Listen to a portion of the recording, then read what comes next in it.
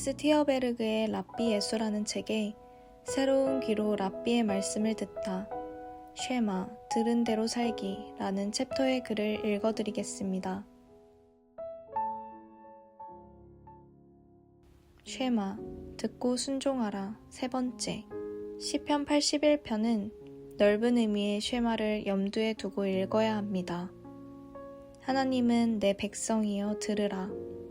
이스라엘이여 내게 듣기를 원하노라 고 하시면서도 내 백성이 내 소리를 듣지 아니하며 이스라엘이 나를 원하지 아니하였도다 라고 탄식하시고 그 결과 그들의 마음을 완악한 대로 버려두어 임의대로 행하게 하셨다고 말씀하십니다. 그러면서도 내 백성아 내 말을 들으라. 이스라엘아 내 도를 따르라 고 다시 부르시며 그리하면 그들의 원수를 물리치고 기름진 밀과 반석에서 나오는 꿀로 만족하게 하시겠다고 약속하십니다. 오늘 우리가 함께 나눌 말씀은 마가복음 12장 1절부터 12절까지입니다.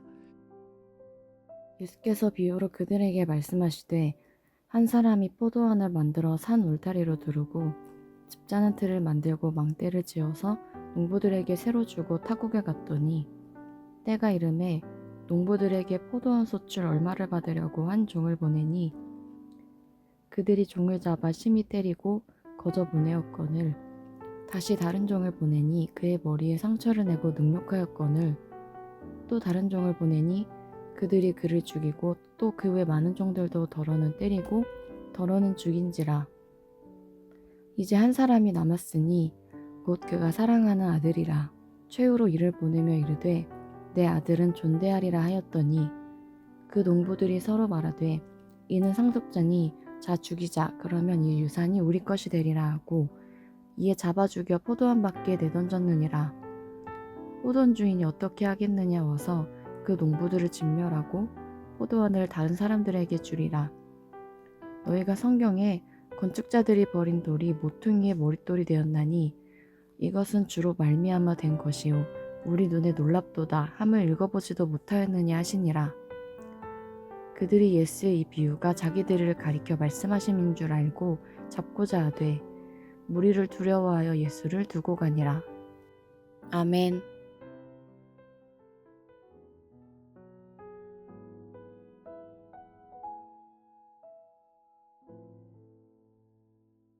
우리는 어제 본문을 통해서 질서에 대해서 나누었습니다.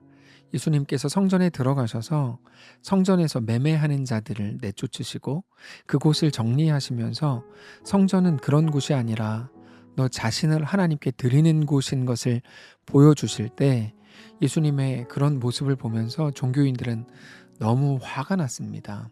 이제 막 조금 알려지기 시작한 예수라는 젊은 사람이 성전에 와서는 나름대로 잘 정착되어 있는 나름의 질서를 깨뜨리는 것처럼 생각했기 때문에 예수님의 모습을 보면서 화가 났고 단지 화가 아니라 죽여야겠다라는 생각까지 하게 되었습니다. 예수님께서는 그들에게 너희가 하나님이 너희의 주인이신 것을 안다면 너희의 질서를 세우려고 할 게 아니라 너희가 그저 하나님의 말씀 앞에 온전히 세워져야 될 뿐이다 이렇게 말씀을 하셨습니다. 그 말씀을 요한의 세례가 하늘로부터냐 사람으로부터냐 라는 질문으로 대신 던지신 겁니다. 하나님은 창조주이시고 우리는 피조물입니다.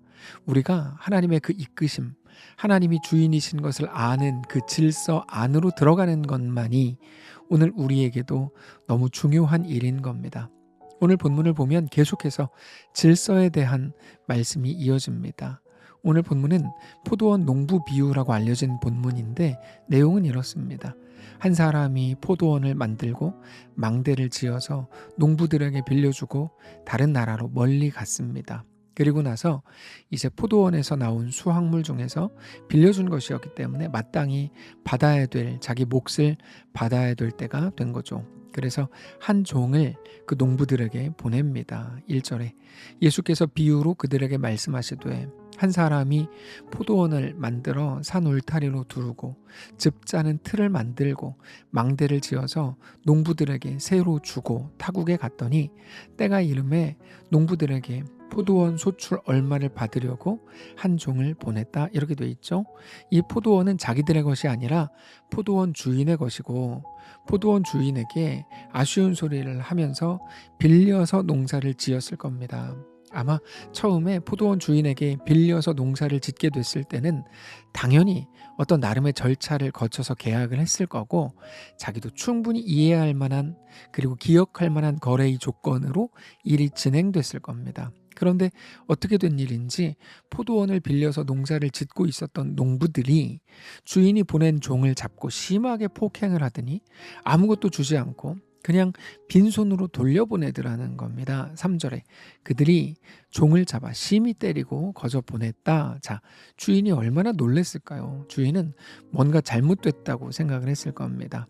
아마 자기가 보낸 종의 태도가 문제였을 수 있고 또는 그 농부들의 마음이 바뀐 것일 수도 있죠. 주인 생각에. 왜냐하면 주인은 정확한 일의 내용을 몰랐기 때문에 그렇게 얼마든지 생각할 수 있습니다.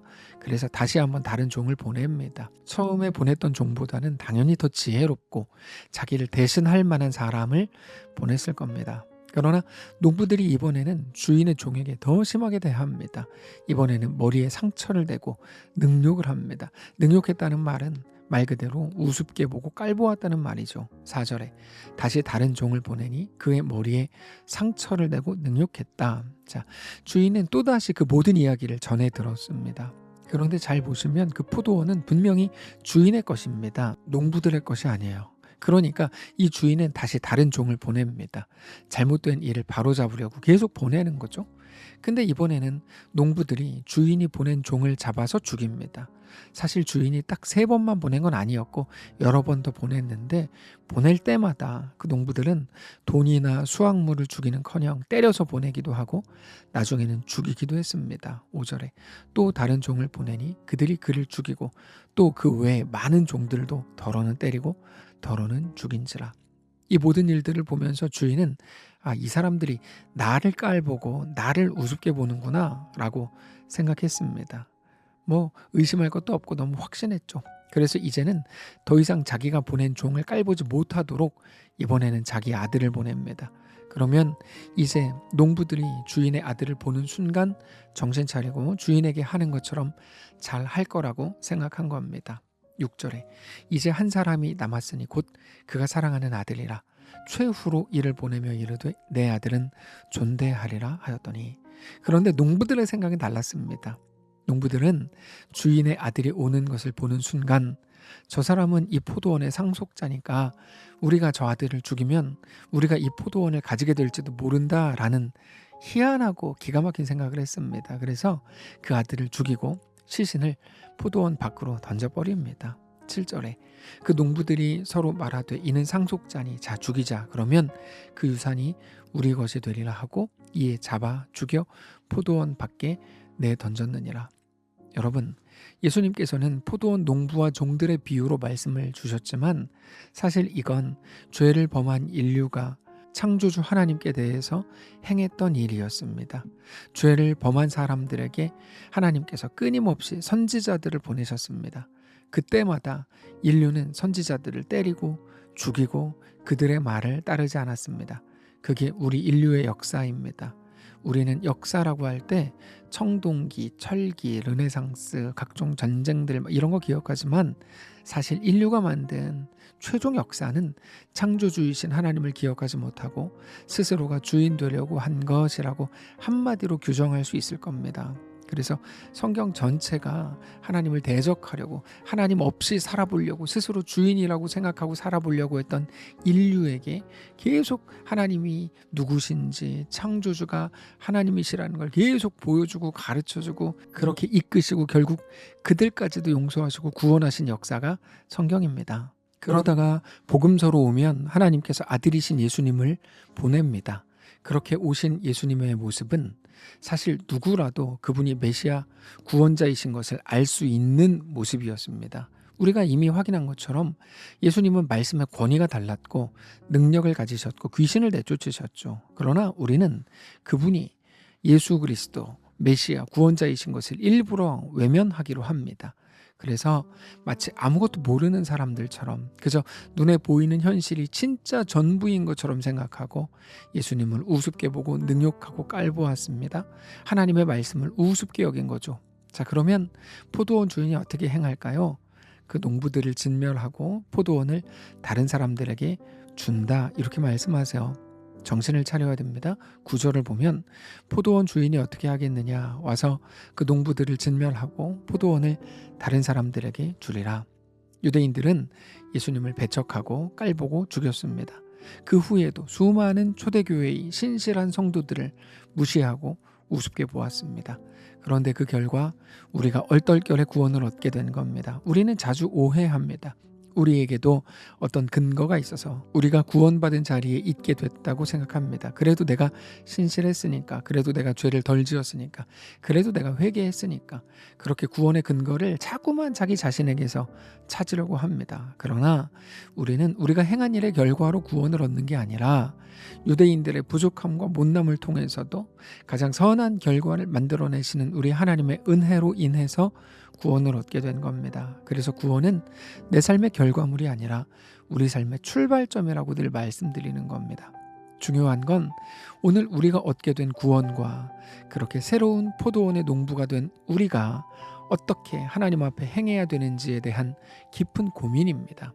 우리 삶의 주인은 누구신지, 우리는 주인이신 하나님 앞에 우리의 삶을 어떻게 내어드리는 것이 하나님의 온전한 질서 안으로 들어가는 건지, 우리의 현실 속에서 하나님을 어떻게 믿어야 되는지, 우리 믿음은 어디 있어야 될지, 그 모든 것들을 온전히 생각하고 온전한 마음으로 우리 주님을 바라보는 그 일이 우리의 오늘 우리들의 자리에서, 우리의 사역의 현장에서 우리가 만나게 될, 그리고 그 일들로 일어나게 될 모든 감정들 한가운데에서 있게 되시길 바랍니다.